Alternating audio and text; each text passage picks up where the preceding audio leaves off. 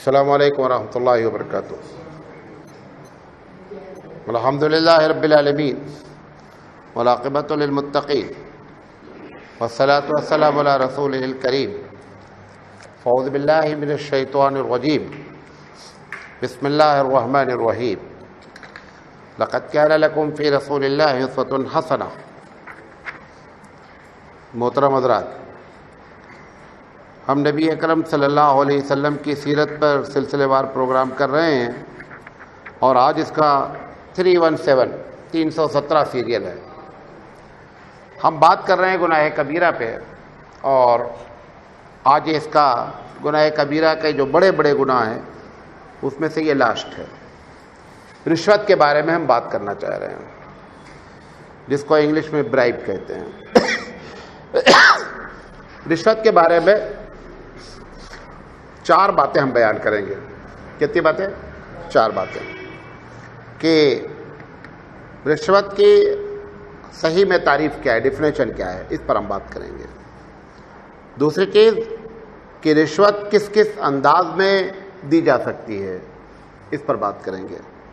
اور انشاءاللہ تیسری بات کریں گے، آج نہیں کر پائیں گے، کل کریں گے، کہ اسلام میں رشوت کی سزا یہاں اور وہاں کیا ہے، آخرت میں اور دنیا میں۔ تو یہ 3 باتیں ہم آپ کے سامنے رکھنے کی کوشش کریں گے۔ اللہ سے دعا کرتے ہیں کہ اللہ تعالیٰ ہم سے صحیح بات کہلائے اور آپ کو صحیح بات سمجھنے کی توفیق عطا فرمائے۔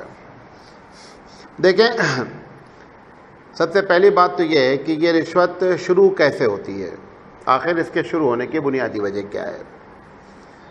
یہ 3 وجہ سے شروع ہوتی ہے۔ کتنی وجہ سے شروع ہوتی ہے؟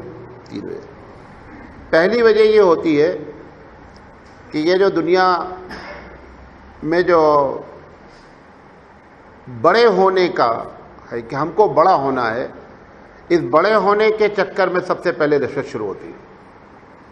ہر آدمی اپنے سے اونچے والے کو دیکھ رہا ہے، اور اونچے والے کو دیکھنے کا مطلب یہ ہوتا ہے کہ یہ ایک ایسا سرکل ہے، یہ ایک ایسا سسٹم ہے جو اگر آپ اس اونچے والے کو دیکھ کر وہاں پہنچ جائیں گے تو ایک اور اونچا والا ہے، اور اگر آپ اس پر پہنچ جائیں گے تو اس سے اونچا والا ہے۔ تو یہ ایک نہ ختم ہونے والا سرکل ہے۔ جس آدمی نے اس چیز کو سامنے رکھا ہے، وہ یقینی بات ہے کہ بہت اللہ والا ہوگا تب وہ بچ پائے گا، ورنہ وہ یقینی بات ہے کہ حرام حلال کی تمیز کھو بیٹھے گا۔ یہ ایک بنیادی وجہ ہوتی ہے۔ دوسری وجہ کیا ہے کہ یہ ہمارے پاس جو قانون رشوت کے اینٹی بہت خطرناک قانون ہے ہندوستان میں۔ یہ جو قانون ہے یہ اپنے اثرات کھوتے رہتے ہیں۔ کیوں کھوتے ہیں؟ جس قانون کی سزا، غور سے سنیے گا، جس قانون کی سزا آدمی کو اکیلے میں دی جائے گی، کبھی بھی اس سزا سے کرائم نہیں کنٹرول ہوں گے۔ پھر سے کہہ رہا ہوں، جو سزا ہے، جو بھی سزا ہے، چاہے 5 سال جیل کی سزا ہے، مارنا ہے، جو کچھ بھی ہے، اگر یہ تنہائی میں اس آدمی کو آپ دیں گے تو کبھی بھی ایسا نہیں ہوگا کہ آپ کرائم پر، جرم پر کنٹرول کریں، کبھی نہیں ہوگا۔ اسلام یہ کہتا ہے کہ جن کرائم کا تعلق انسان کو انسان سے تکلیف پہنچانا ہے، اس کی سزا بھی کہاں دو؟ میدان میں دو۔ ایک مرتبہ میدان میں آپ سزا دے دیں، پورے شہر میں لوگ جو کرائم کرنے والے ہیں وہ سارے کے سارے اپنے آپ رک جاتے ہیں۔ یہ دوسری بنیادی وجہ ہے کہ کرائم جو ہے، وہ سزا جو ہے، وہ سزا تنہائی میں دی جا رہی ہے، لہذا اس کے اثرات نہیں ہوتے ہیں۔ تیسری چیز ہوتی ہے کہ اسلام جب دیکھتا ہے کہ جرم ہوتا کیسے ہے، غور سے سنیے گا تیسرا پوائنٹ۔ ہمارے یہاں جو ہندوستان میں کرپشن ہے، ڈسپلن نہیں ہے، اس کی ایک وجہ، مثال کے طور پر آٹو رکشہ والے کو یہ معلوم ہے کہ 3 کی پاسنگ ہے، یہ ٹھیک ہے، وہ بچوں کو اسکول لے جا رہا ہے، 3 بچے بیٹھے ہوئے ہیں، آپ کہتے ہیں کہ میرے بچے کو بھی لے جاؤ، وہ کہتا ہے بھائی ہمارے پاس 3 ہیں۔ ارے اس سے کوئی مطلب نہیں، رکھو یار ہمارے بچے۔ پبلک کرپشن کراتی ہے۔ اگر یہ آپ کو معلوم ہو گیا ہے کہ یہ گاڑی کی پاسنگ 3 ہے، آپ لٹک کر کیوں جا رہے ہیں؟ آپ چھت پر بیٹھ کر کیوں جا رہے ہیں؟ جب پبلک ایسا کرتی ہے، اچھا ہمیشہ سزا ملے گی کس کو؟ ڈرائیور کو۔ اس مسئلے کا حل نہیں ہے. سزا ملنی چاہیے جو بیٹھا ہے. اگر بیٹھنے والے کو سزا دی جانے لگے, یہاں سامنے اسکول میں بچے اترتے ہیں, مجھے حیرت ہوتی ہے, کبھی کبھی آٹو رکشا میں گنتا ہوں 16 بچے اترتے ہیں آٹو رکشے سے, آگے سے پیچھے سے ہر طرف سے 16 بچے. اب وہ بچوں کے پیرنٹ پر فائن مارا جائے تو نتیجہ نکلے گا. آج بھی رشوت دینے میں کیا ہے, ہندوستان میں کیا ہے, جس نے رشوت لی ہے وہ مجرم ہے, رشوت دینے والا مجرم نہیں ہے. شریعت کہتی ہے کہ جس جرم میں دونوں برابر. ہم نے اس کو اپریشیٹ کیا, ہم نے اس کو کوآپریٹ کیا کہ آپ رشوت لیں, اس لیے اللہ کے رسول فرمایا الراشی والمرتشی کلاہما فی النار, کہ رشوت لینے والا اور رشوت دینے والا دونوں جہنمی ہیں.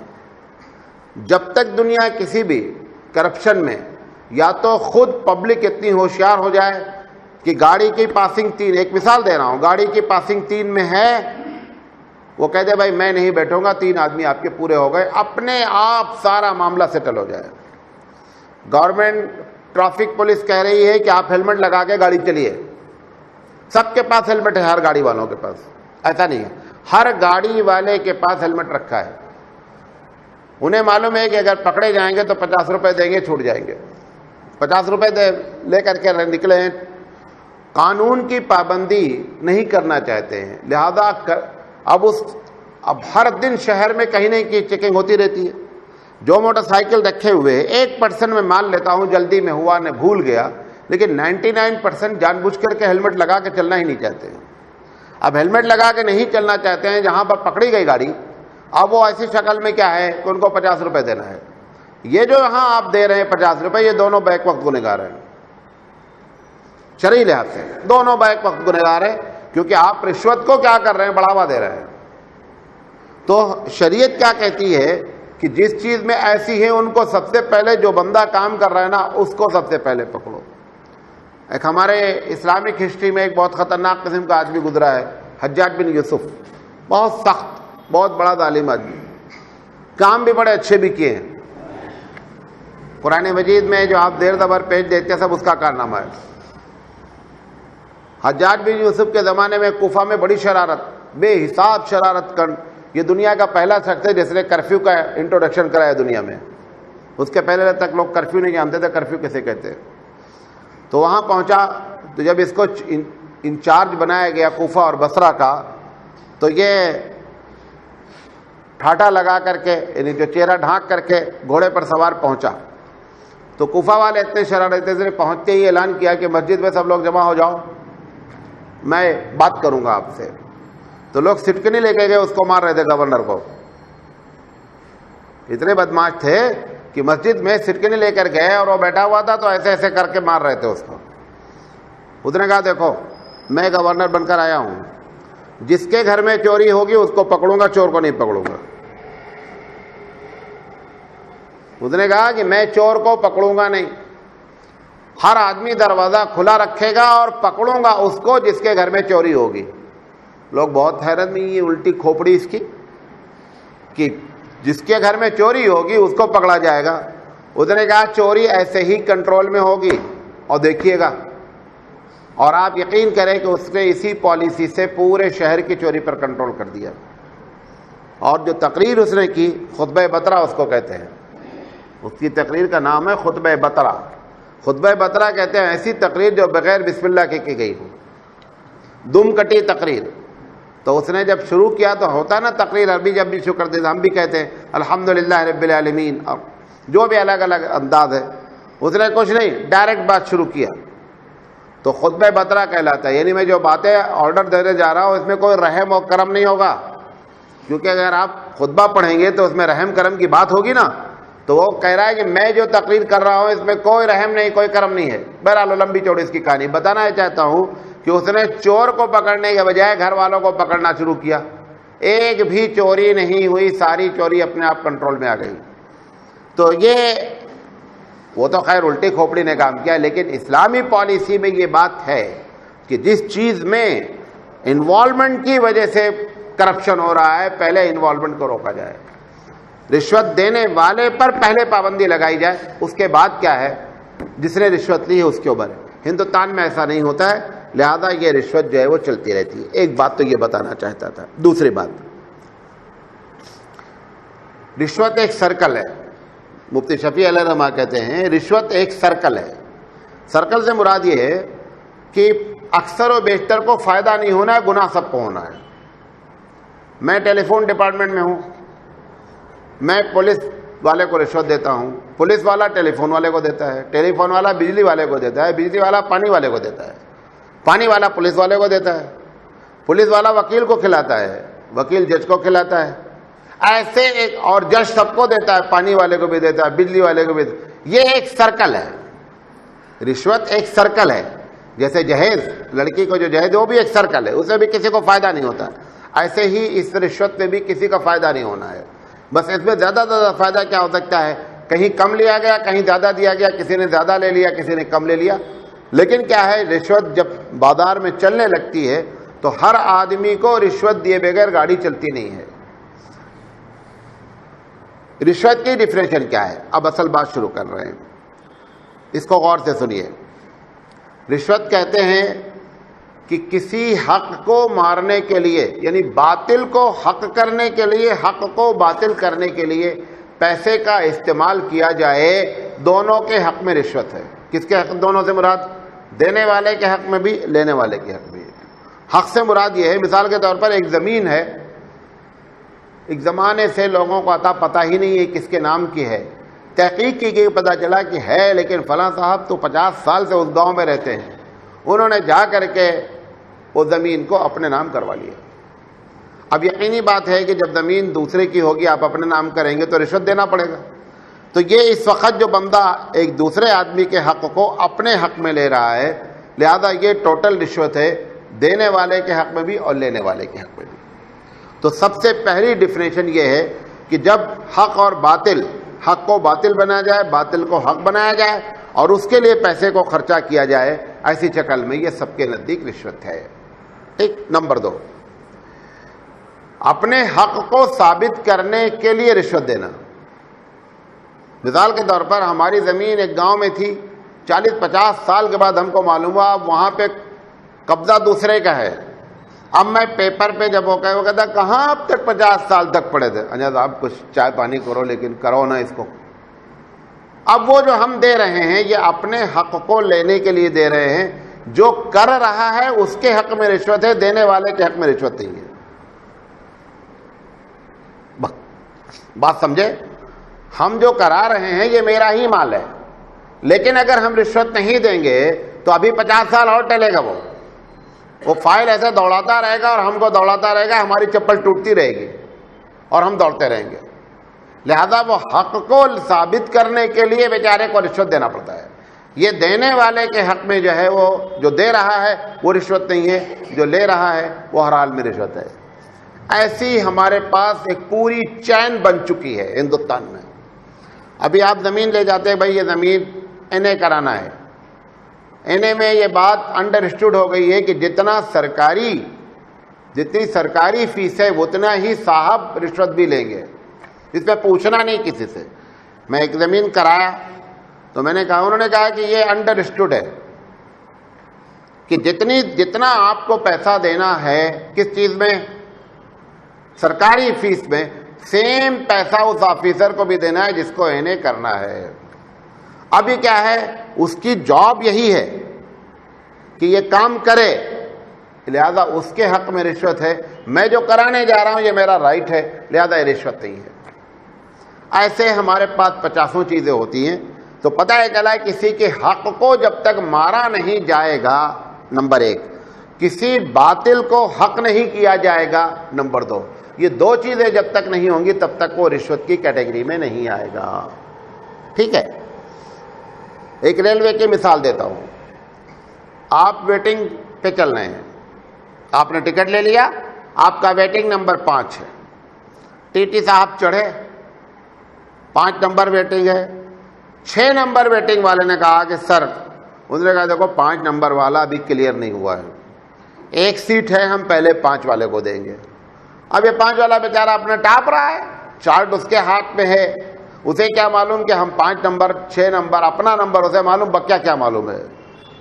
اب اس نے کیا کیا کہ 6 نمبر والے نے کہا کہ سر یہ 500 روپے پکڑیے لیکن مجھے دلی جانا ہے، کنفرم کر دیجئے۔ اس نے 5 نمبر والے کو چھوڑ کر کے 6 نمبر والے کو کنفرم کر دیا۔ دونوں کے حق میں رشوت ہے، لینے والا بھی رشوت، کیوں؟ 5 نمبر والے کا حق آپ نے مارا۔ اس کا الٹا کر لیجئے، 5 نمبر برتھ خالی ہے، 5 خالی ہے، 5 ویٹنگ ہے، یہ ٹرکا رہا ہے، دیکھیں گے ابھی اگلا اسٹیشن آنے دو، چارٹ چیک کریں گے، یہ صاحب بہانے کر رہا ہے۔ انہوں نے کہا سر جو چائے پانی کو لو یار کرو۔ انہوں نے کہا ایسا ہے کہ 27 پہ جا کے بیٹھ جائیے۔ 5 برتھ خالی تھی اور 5 میں ہمارا نمبر 5واں تھا، ہم نے کسی کا حق نہیں مارا۔ لینے والے کے حق میں رشوت ہے، دینے والے کے حق میں رشوت نہیں ہے۔ بات سمجھے میری؟ تو بنیادی طور پہ کیا چیز نکلی کہ جب تک ایک آدمی حق کو نہیں مارے گا، باطل کو حق نہیں کرے گا، حق کو باطل نہیں کرے گا، تب تک رشوت نہیں ہوگی۔ تیسری شکل، یہ اب وہ ساری شکلیں بتا رہا ہوں جس میں کہیں رشوت ہے کہیں رشوت نہیں ہے، یہ سب ہم لوگ کرتے رہتے ہیں، اس کو جاننا ضروری ہے۔ اپنے اوپر ظلم ہو رہا ہے کسی بنیاد پر، مثال کے طور پر ہندوستان کے پولیس والے جو آج کل مسلمانوں کے ساتھ کر رہے ہیں، کہیں پکڑ لیا انہوں نے کسی نوجوان کو، میرے ساتھ میں نے خود اپنی آنکھوں سے دیکھا، پونا میں ایسا ہوا کہ وہ بچہ اترا اور اترنے کے بعد اس کو پولیس والے نے پکڑ لیا۔ اس کے بعد اس سے کہہ رہے ہیں کیا نام ہے یہ وہ، اب ٹرین چلنے کا ٹائم ہو گیا ہے، وہ کہہ رہے ہیں کہ بھائی زیادہ کرو گے نا تو ہم تمہیں ٹاٹا میں ڈال دیں گے۔ اب وہ بچہ گھبرا گیا، 22-25 سال کا لڑکا، کہا ہم تمہارے پر گنگیسٹر لگا دیں گے، یہ سب قانونی دفعات ہیں، گنگیسٹر ہے، ٹاٹا ہے، تمہیں سیمی کا ممبر بتا دیں گے۔ اب وہ بیچارہ کیا کیا، اپنے اس ظلم سے بچنے کے لیے اس نے اپنی جیب سے پیسے نکالے، انہوں نے دے دیے، سارا گنگیسٹر ختم ہو گیا۔ ظلم سے دفع کرنے کے لیے رشوت دینا، ایک آدمی پر ظلم ہونے کے ایسے ہزاروں چیزیں ہو سکتی ہیں۔ کبھی کبھی میڈیا والے بھی کرتے ہیں، ایک آدمی سے پیسہ وصولنا چاہتے ہیں تو اس کے بارے میں ایک چھوٹا سا اسکینڈل دیتے پہلے، اب یہ بیچارہ گھبرا جاتا، میں نے کچھ نہیں کیا ہے، جا کر ان سے بات کرتا ہے، اس میں لاکھوں چلتا ہے، ہزاریں بات نہیں ہوتی، لاکھوں میں بات ہوتی ہے۔ اب اس کا نام کیا کرتے ہیں، عزت بچانے کے لیے، تو عزت بچانے کے لیے رشوت دینا، ظلم کو ختم کرنے کے لیے رشوت دینا، یہ سارے کے سارے رشوت جو لے رہا ہے اس کے حق میں ہے، دینے والے کے حق میں رشوت نہیں ہے۔ حضرت عبداللہ بن مسعود رضی اللہ تعالیٰ عنہ حبشہ چلے گئے تھے ہجرت کر کے، وہاں سے جب یہ آنا چاہتے تھے تو وہاں کسی معاملے میں ان کو جو ہے نا وہ بندہ چھوڑ نہیں رہا تھا، تو انہوں نے جا کر کے اس کو پیسے دیے، اس نے چھوڑا۔ تو اس سے یہ معلوم ہوا کہ جو آدمی اپنے حق کے لیے، ظلم سے بچنے کے لیے، عزت کو بچانے کے لیے جو بھی وہ دے رہا ہے، ایسی شکل میں وہ رشوت دہ کہلاتی ہے۔ تیسری شکل، حق حاصل کرنے کے لیے رشوت دینا، دیکھنے میں رشوت ہے، حالانکہ نہ رشوت لینے والے کے حق میں نہ دینے والے کے حق میں۔ آپ کا پیسہ ایک صاحب نہیں دے رہے شہر میں، آپ کو معلوم ہے آپ شریف آدمی ہیں، آپ نے شہر کے ایک بااثر آدمی دادا سے بات کیا کہ میرا 5 لاکھ روپے لیا ہے، دیتا نہیں ہے، پچھلے 5 سال سے ٹرکا رہا ہے۔ انہوں نے کہا تھا میں آپ کا پیسہ دلوا دوں گا 15 دن کے اندر، لیکن 1 لاکھ روپے لیں گے۔ ایسا چلتا ہے، پورے ہر شہر میں چلتا ہے۔ آپ نے کہا بھائی میرا 5 لاکھ دلوا دو، اگر 5 لاکھ مل جائے گا ہم 1 لاکھ آپ کو دے دیں گے۔ اس نے 15 دن کے اندر پیسہ دلوا دیا۔ اب پیسہ دلوانے میں 2 شکل اختیار کر سکتا ہے، وہ اس سے جا کر کہتا ہے کہ دیکھو بھائی 15 دن کا ٹائم ہے، پیسہ دے دینا۔ اسے معلوم ہے شہر کا دادا ہے، اتنا ہی بولا ہے، وہ پیسہ اس کا دے رہا ہے۔ تو ایسی شکل میں اس کے نہ لینے والے کے حق میں رشوت ہے، نہ دینے والے کے حق میں رشوت ہے، کیونکہ تمہارا کام ہو نہیں رہا ہے، وہ اپنے اثر و رسوخ اور سروس استعمال کر رہا ہے، استعمال کر کے اس نے 1 لاکھ روپے آپ سے لے لیے اور پیسے آپ کے دلوا دیے۔ اگر وہ ایسا کرتا ہے کہ 5 لاکھ روپے لینے کے لیے اس کا کہتا ہے، اس کو اٹھا لیتا ہے، کڈنیپ کر لیتا ہے، عورتوں کی بے عزتی کرتا ہے، یہ سب جو کرے گا وہ ناجائز ہوگا۔ لیکن اگر صرف اپنے اثر و رسوخ سے جا کر بات کر کے کہتا ہے کہ 15 دن کی مہلت ہے، پیسے آپ کو اس کے دروازے پہ پہنچا دینا ہے ورنہ تمہاری چارپائی اٹھوا لیں گے، تو ایسی شکل میں یہ بھی دیکھنے میں ایک رشوت کی شکل لگتی ہے، یہ رشوت نہیں ہے، ٹھیک ہے۔ نمبر اور سنیے، ایسے ہی ہمارے پاس میڈیکل کی سیٹ ہوتی ہے، ہندوستان میں بہت چلتا ہے۔ تو آپ کو معلوم ہے کہ میڈیکل کی کچھ سیٹیں ایسی ہوتی ہیں کہ جو بھی میڈیکل کالج ہوں، چاہے پرائیویٹ ہوں چاہے گورنمنٹ ہوں، تو پرائیویٹ میں خاص کر میڈیکل سیٹ کے لیے گورنمنٹ کی طرف سے ہوتا ہے کہ اگر آپ کے پاس 60 سیٹ ہے تو 20 سیٹ گورنمنٹ کی ہوگی۔ مجھے پرسنٹیج صحیح نہیں معلوم ہے، ایک مثال دے رہا ہوں، 40 سیٹ آپ اپنے طور پہ رکھیے گا۔ وہ 40 سیٹ کیا کرتے ہیں، اس شہر کے کچھ لوگ ہوتے ہیں وہ 40 سیٹ ان سے خرید لیتے ہیں کہ صاحب ہم 40 سیٹ آپ ہم کو بیچ دیجئے، اور تم تک کوئی اپروچ کرے نہیں کرے، ہم 40 کینڈیڈیٹ لے کر کے آئیں گے۔ اب وہ 40 سیٹ جب ان کی ایک ساتھ بک جاتی ہے نا، تو وہ جیسے 25 لاکھ روپے ڈونیشن ہے، ان کو 20 لاکھ میں بیچ دیتے وہ کہ صاحب 20 لاکھ روپے پر ہیڈ ایڈمیشن کے لیے لگے گا آپ اگر آپ لے کر آئیں گے۔ وہ کیا کرتے ہیں، کینڈیڈیٹ پکڑتے ہیں کہ میں آپ کا MBBS میں داخلہ کرا دوں گا لیکن 25 لاکھ روپے لیں گے، وہاں 20 لاکھ روپے اس کو پینا کرنا ہے، پر ہیڈ 5 لاکھ روپے کھا رہا ہے۔ یہ بھی سروس ہے، نہ اس کے لیے رشوت نہ اس کے لیے رشوت،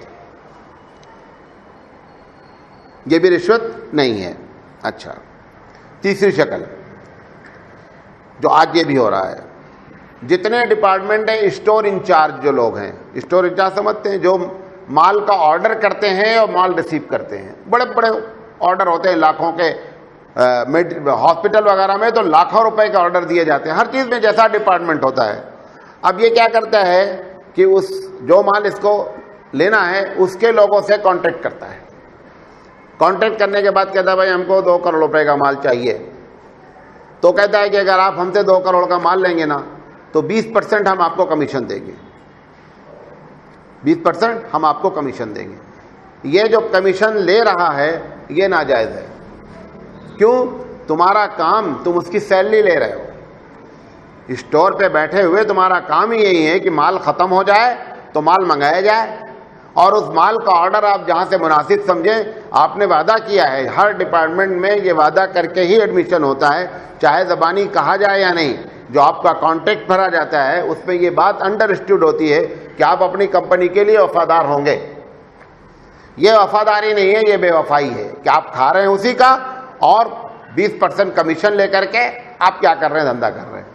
آپ اس سے کہیں کہ بھائی ایسا ہے کہ مجھے تنخواہ ملتی ہے، آپ 20% اس پہ کم کر دیجئے، یہ وفاداری ہے۔ تو ایسی شکل میں یہ بندہ جو سمجھ رہا ہے کہ میں تو کچھ کر نہیں رہا ہوں، وہ تو 20% ہم کو دے رہا ہے، یہ ٹوٹل ناجائز ہے۔ اسی سے ملتی جلتی بات میڈیکل کے لائن سے ہی، یہ میڈیکل کے لیے نہیں ہے، سارے اسٹور کے لیے ہوتا ہے، جو بھی اسٹور کا کام کرتے ہیں۔ ڈاکٹرز کیا کرتے ہیں کہ جو ریپرزنٹیٹیو آتے ہیں دوائیاں لے کر کے، تو پہلے سے جتنی کمپنیاں ہیں میڈیکل کی، ان کے یہاں ایک ڈاکٹروں کے لیے ایک پرسنٹیج فکس ہوتا ہے کہ ہماری دوا جو بکے گی، ہمارے جو لاگت آ رہی ہے دوا کی، اس میں 10% ڈاکٹرز کے لیے ہے۔ تو وہ کہتا ہے کہ آپ میری دوا لکھیں، اگر آپ میری دوا لکھتے رہیں گے، لکھیں گے تو ہم آپ کو جو ہے نا جتنے کی دوا جائے گی اس علاقے سے، تو ایسی شکل میں ہم آپ کو 5% 10% دیں گے۔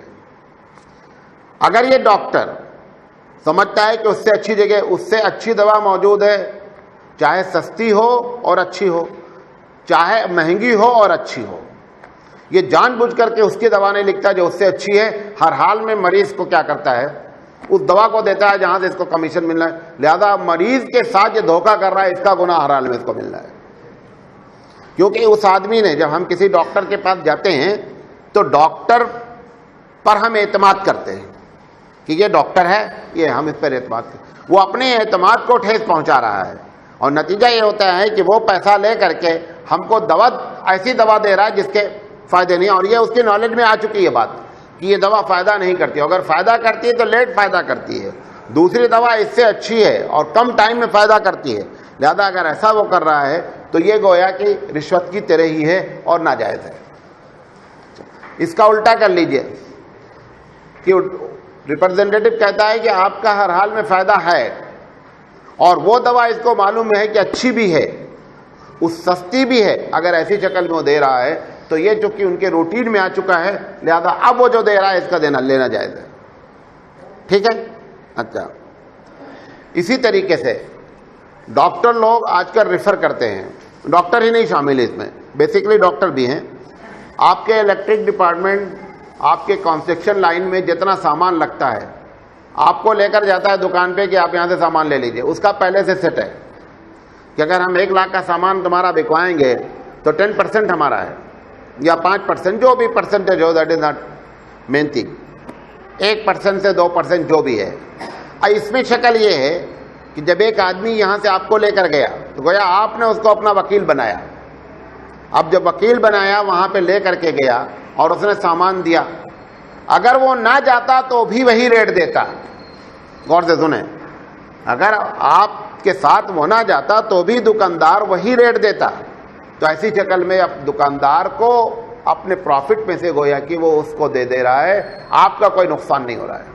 لیکن اگر آپ اس کے ساتھ نہ جاتے، ڈائریکٹ آپ جاتے، تو جو سامان وہ آپ کا الیکٹریشین 15 روپے میں دلا رہا ہے، پتہ چلا کہ وہ اگر آپ ڈائریکٹ اپروچ کرتے تو آپ کو 12 روپے میں ہے. اب یہ آپ کے ساتھ دھوکہ کر رہا ہے. یہ نہیں کر سکتا. یہ جو بیچ میں کھا رہا ہے یہ غلطی کر رہا ہے، یہ کھانا اس کا ناجائز ہے. ایسے ساری چیزیں، ڈاکٹر بھی اس میں شامل ہیں. ڈاکٹر کا پرسنٹیج ہر ہاسپٹل میں فکس ہے. اگر انہوں نے آپریشن لکھ دیا کسی ڈاکٹر کا کہ بھئی آپ ایسا، حتیٰ کہ یہاں تک لکھ دیتے ہیں کہ آپ فلاں میڈیکل اسٹور سے جا کر سامان لیجئے، ٹھیک ہے، اور وہ میڈیکل اسٹور والے سے پہلے کہتے ہیں کہ ہم یہ وہ دوا لکھیں گے جو صرف تمہارے یہاں ملے گی، بقیہ بازار میں وہ دوا اویلیبل ہی نہیں ہوگی. یا یہ ہے کہ لیب کے جتنے چیکنگ ہوتی ہے وہ لکھ دیتے ہیں، جتنے بھی ٹیسٹ ہوتے ہیں بلڈ ٹیسٹ وہ لکھ دیے جاتے ہیں. اگر وہ ان کو، اسی لیے آپ دیکھیں کہ جب وہ اوپر پیپر بناتا ہے تو سب سے اوپر لکھتا ہے کہ کس ڈاکٹر کے ریفرنس سے آپ آئے ہیں.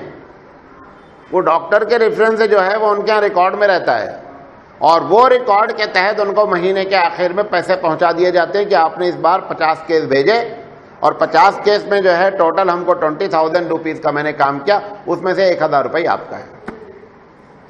یہ جو ڈاکٹر ریفر کرتا ہے اور یہ 1,000 روپے لیتا ہے، اس کی بھی کیفیت اسی الیکٹریشین کے طریقے سے. اسے معلوم اگر ہے کہ فلاں لیب میں کام اچھا نہیں ہوتا لیکن پرسنٹیج ہمارا ہائی ہے، لہذا وہاں بھیج رہا ہے، یہ دھوکہ دے رہا ہے. اسی طریقے سے کسی لیب کو بھیج رہا ہے، کام اچھا نہیں ہے، لیب کو بھیج رہا ہے، اور لیب والا اس کے ساتھ کیا کرتا ہے کہ نہ کام اچھا کرتا ہے اور ریٹ ہائی لگاتا ہے. اگر ڈاکٹر کے ریفرنس سے آپ نہیں آئے تو الٹرا ساؤنڈ کا ریٹ 400 روپے ہے، ڈاکٹر کے ریفرنس سے آئے ہیں تو الٹرا ساؤنڈ کا ریٹ 450 روپے ہے. اب ایسی شکل میں ڈاکٹر جس پر آپ نے اعتماد کیا تھا وہ گویا آپ کے ساتھ دھوکہ کر رہا ہے. یہ تمام شکلیں ایسی ساری جو ہوتی ہیں نا وہ رشوت کی ہوتی ہیں. چاہے آپ رشوت کا نام دیں نہ دیں، اس میں جو میں نے رشوت لے کر کے کہا وہ رشوت ہے، جو نہیں ہے وہ ساری کی ساری حرام ہے. اسی طرح الیکشن میں ہوتا ہے. الیکشن میں رشوت چلتی ہے 2 طریقے سے. الیکشن، یہ بتانا چاہ رہا ہوں کہ رشوت کیسے کیسے آتی ہے. اس میں سے ایک ہے کہ کینڈیڈیٹ کھڑا ہوتا ہے الیکشن میں، دوسرا کینڈیڈیٹ اس سے کہتا ہے کہ آپ بیٹھ جائیے، بیٹھنے کا آپ ہم سے 2 لاکھ روپے لے لیجئے لیکن آپ بیٹھ جائیے. یہ 2 لاکھ روپے اگر وہ صرف اتنا 2 لاکھ روپے مانگے کہ بھئی میں الیکشن میں کھڑا ہوا، میرا لڑنے کا تھا لیکن میرے حالات اچھے نہیں ہیں، مجھے لگ رہا ہے میں نہیں نکال پاؤں گا، میرا جتنا خرچہ ہوا اتنا اگر آپ دیتے تو میں بیٹھ جاؤں، یہ ایک شکل ہے. دوسری شکل یہ ہے کہ یہ بزنس کے پرپس سے کھڑا ہی ہوا ہے کہ آخر میں بیٹھ جائیں گے، جتنا خرچہ ہوا اس کا 3 گنا کینڈیڈیٹ سے لے کر کے ہم بیٹھ جائیں گے. ایسی شکل میں یہ جو اس کا لینا ہے نا یہ ناجائز ہے، یہ لے کر کے جو بیٹھ رہا ہے یہ ناجائز ہے. اچھا، اسی طریقے سے یہ جو پیسہ ہے، ہر علاقے میں جب الیکشن لڑا جاتا ہے تو اس علاقے کے جو انڈسٹریلسٹ خاص کر لوگ ہوتے ہیں، جو کمپنی والے ہوتے ہیں، فیکٹری والے ہوتے ہیں، ان کے پاس یہ سارے لوگ جاتے ہیں اور بڑی بڑی رقم لے کر آتے ہیں، اسی سے الیکشن لڑتے ہیں. وہ جو الیکشن کے لیے پیسہ دے رہا ہے بندہ، وہ اس کا کوئی رشتہ دار نہیں ہے، وہ یہ دے رہا ہے کہ ہمارا جو کام پھنسے گا تو ہم اس سے کروائیں گے اگر یہ جیت گیا تو. یہ رشوت کی دوسری شکل ہے. کہتا نہیں ہے کچھ بھی، وہ اس سے پیسہ لیتا ہے، لاکھوں میں ہوتا ہے پیسہ. اگر یہ ایم ایل اے ہو گیا اور یا منسٹر ہو گیا تو اس کو یہ ہوتا ہے کہ یہ کم سے کم اس پارٹی میں ہمارا جو ہے وہ چلے گا، نہ ہمارا کام ہو، لیکن اس نیت سے جب یہ پیسہ دے رہا ہے، دینے والے کے حق میں ہر حال میں رشوت ہے، اور اگر بولا نہیں ہے تو اس کے حال میں رشوت نہیں ہے، اس کے حق میں بول کر نہیں دے رہا ہے کہ دیکھو سر دے رہا ہوں لیکن جب پڑے گی تو ذرا دیکھیے گا، یہ نہیں بول رہا ہے، بلکہ پیسہ دے رہا ہے، اپنے طور پر یہ سمجھ رہا ہے کہ ہمارا کام پھنسے گا تو ہمارے سر کیا کریں گے، ہماری مدد کریں گے، لہذا ان کے حق میں ہر حال میں یہ رشوت ہے اور رشوت کا گناہ ان کو ملے گا۔ اچھا، کبھی کبھی گفٹ کی شکل میں بھی دیا جاتا ہے الیکشن میں۔ اگر ایک آدمی کام لینے کی نیت سے نہیں دے رہا ہے کہ یہ آدمی بہت اچھا ہے، اکنامکلی پریشان ہے، اگر اس کی پیسے سے مدد کر دی جائے گی تو کم سے کم انصاف اس علاقے میں رہے گا، لوگ اچھے لیڈر پالیں گے، اس بنیاد پر اس کی مدد کرتا ہے، یہ اس کا لیے گفٹ ہے، یہ اس کے لیے کیا ہے، گفٹ ہے، ایک اچھے آدمی کا تعاون کرنا۔ اچھا، کسی بھی عہدے دار کو گفٹ ہدیہ دینا، یعنی یہ پہلی شکل وہ، دوسری شکل یہ ہے، عہدے دار کو ہدیہ دینا۔ مثال کے طور پر آپ اپنے علاقے کے پولیس کمشنر کو لے جا کر کے ہدیہ دے رہے ہیں، پولیس کمشنر آپ کا رشتہ دار تو ہے نہیں، یہ ہدیہ دینے کی وجہ کیا ہے؟ یہ ہدیہ دینے کی صرف وجہ یہ ہے کہ ہم اگر غلط کام کریں تو یہ ہمارے اوپر ہاتھ نہیں ڈالیں، نمبر ایک۔ اگر ہم غلط کام نہ کریں، کروانا چاہیں ان سے تو یہ ہمارے لیے غلط کام کر دیں۔ یہ دونوں شکل ہو سکتی کہ ہم غلطی کریں تو پکڑے نہ جائیں، ہم غلط کام کرنا چاہیں تو کروا سکیں۔ اس نیت سے وہ جتنے بھی آفیسر کو رشوت دی جاتی ہے، اس میں ایم ایل اے ہو سکتا ہے، اس میں جج ہو سکتا ہے، تو ایسی شکل میں یہ ساری کی ساری رشوت کی شکل ہے۔ اچھا، رشوت بطور عمل کے، آپ کو معلوم ہے ہندوستان کے قانون میں یہ بات ہے کہ اگر جج کے بارے میں یہ کہہ دیں آپ کہ ہمیں، جیسے دو آدمی مقدمہ لڑ رہے ہیں، کسی جج کے پاس فائل ہے آپ کی، اگر ایک اس میں سے پارٹی یہ کہہ دے کہ میں نے فلاں آدمی کو دیکھا، ہمارا پارٹی والا، کہ جج کے یہاں فروٹ کی ٹوکری لے کر کے کھڑا تھا، لہذا میرا کیس یہاں سے ہٹایا جائے، یہ اس کو گفٹ دے رہا ہے لہذا وہ متاثر ہوگا، اب فوراً کیس آپ کا اس جج کے پاس سے ہٹ جائے گا۔ ایسے لوگ کیس کو لمبا کرنے کے لیے کہانیاں بنا بنا کر کے کہتے رہتے ہیں۔ اس میں عدالت ان سے یہ نہیں پوچھتی آپ کے پاس پروف کیا ہے، وہ کہتے ہیں کہ صاحب جب وہ لے کر کے کھڑا تھا کون پروف دیکھے گا، میں اکیلا دیکھا ہوں کہ وہ وہاں پہ پھل کی ٹوکری لے کر کے کھڑا تھا، میں کہاں سے ثبوت لے کر کے آؤں گا۔ ایسی شکل میں اسلام میں جج کے بارے میں تو صراحتاً ہے کہ جج یا ایسے عہدے والوں کو قطعی ہدیہ دینا ہی نہیں ہے۔ ایسے ہی جیسے ٹیچر ہے، چاہے مولانا صاحب ہے، اب ہم یہاں پڑھا رہے ہیں، بچہ ہم کو لا کر کے گفٹ دے رہا ہے کہ مولانا صاحب جب ہمارا پرچہ جانچے نا تو اچھا نمبر دے۔ یہ کسی ٹیچر کے ساتھ بھی ہو سکتا ہے، کسی عالم کے ساتھ بھی ہو سکتا ہے۔ یا متولی صاحب امام صاحب کی خوب خدمت کرتے ہیں کہ ہمارے خلاف فتویٰ کبھی دینا ہو تو نہیں دینا ہی ہے۔ یہ ساری چیزیں اس انداز میں رشوت ہوتی رہتی ہیں، تو عمل کے لحاظ سے بھی رشوت ہوتا ہے، اور ڈائریکٹ ہدیے کے عمل کی مثال آپ کو دیتا ہوں، وہ بتانا بھول گیا، وہ بتا کر اپنی بات ختم کرتے ہیں۔ عمل کے لحاظ سے رشوت یہ ہوتی ہے کہ جج صاحب کے یہاں میرا مقدمہ چل رہا ہے، اب میں کسان ہوں، جج صاحب کے یہاں بڑا بنگلہ ہے، اس میں گارڈن ہے، میں جا کر کے کہتا ہوں مجھے کچھ خدمت ہو تو بتائیے، وہ گارڈن کی خدمت ہم کر رہے ہیں، یہ خدمت کے ذریعے رشوت ہے۔ بھئی اگر آپ کو خدمت کے شوق ہے تو اپنے تمہارے پڑوسی والے کے بغیر بہت بڑا کھیت ہے، اس کا گنے کے کھیت میں بڑی گھاس ہے، وہاں جا کر کے خدمت آزما لیجیے اپنی۔ یہ یہاں جج صاحب کے یہاں گارڈن میں خدمت کرنے کی کیا ضرورت ہے؟ تو یہ عمل کے ذریعے کیا ہے، رشوت ہے، ہدیے کے ذریعے رشوت ہے، عمل کے ذریعے رشوت ہے، سور سفارش کے ذریعے رشوت ہے کہ جو ہم ایم ایل اے کو رشوت دیتے ہیں۔ یہ تمام کیٹیگری اس قسم کی ہوتی ہے جس کو رشوت کا نام دیا جاتا ہے، اور اللہ کے رسول نے فرمایا الراشی والمرتشی کلاہما فی النار، کہ راشی اور مرتشی دونوں جہنمی ہیں۔ انشاءاللہ زندگی رہے تو کل ہم باتیں کریں گے کہ رشوت کا گناہ اس دنیا میں اور اس دنیا میں کیا ہے، اور رشوت کو کیسے کنٹرول کیا جائے اگر کوئی کنٹرول کرنا چاہے تو۔ وآخر دعوانا الحمدللہ رب العالمین۔